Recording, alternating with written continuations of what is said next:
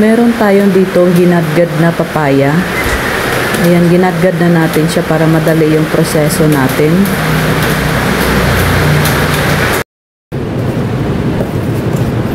Tapos maglagay lang tayo ng asin.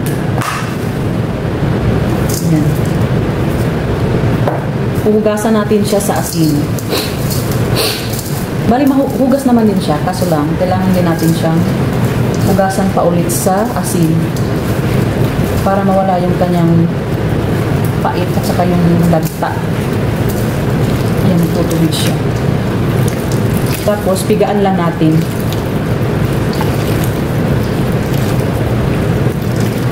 Isang pirasong papaya lang ito na malaki. Ayan, piga na siya.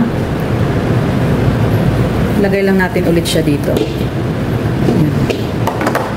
Ayan, hinugasan ko lang yung lagayan natin. Lagay ulit siya natin dito.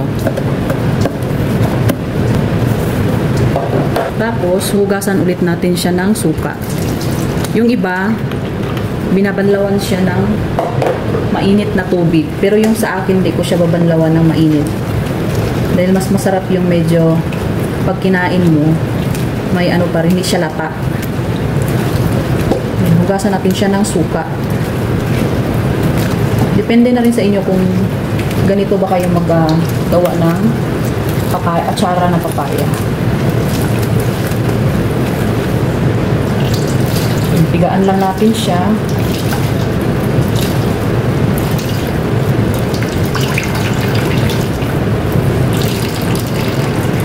Ganyan yan. Tapos ibalik lang natin siya dito. Malinis naman to yung ating lagayan. Tapos, ito ulit natin ilalagay. Balik ulit natin siya. So, ang laki ng lagayan natin. Ang liit lang ng ating ginagawa. Suka. Yan, suka. Lagay ko na dito yung carrots. At sibuyas. Yan, luya. Yung recipe natin is tansyado lang siya. Naglagay ako ng white sugar. Pwede naman brown sugar. Siling pula o bell pepper. At pamintang buo. Yan, dali lang gawin. Tapos, optional lang itong raisins. Kung ayaw nyo naman ng raisins, pwede nyo naman hindi lagyan. Yan, dalawang balot lagay natin. Tapos, ayan. Hahaluin na natin siya. Hindi ko muna siya lagyan ng asin, baka mamaya maalat. Ang bango.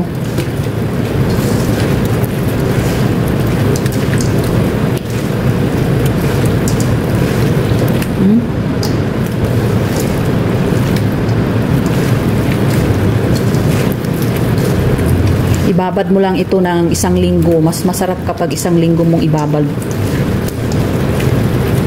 Yan, pwede naman kayo maglagay ng bawang kung gusto nyo. Yan, ang sarap. Dahil kapag may chicken inasal tayo, ito yung partner ng ating chicken inasal. Tikman natin yung sabaw.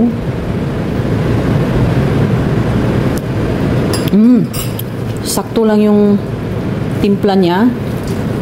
Dahil naglagay tayo kanina ng asin.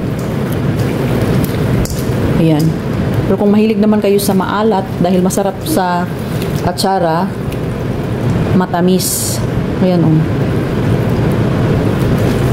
Ang sarap ng ating atsarang gawa. So, ayan na yung ating atsara.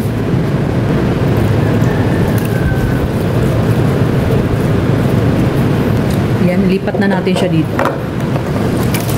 Ibabad na natin siya ng 1 week. Ayan, mas masarap kapag nababad talaga siya ng matagal.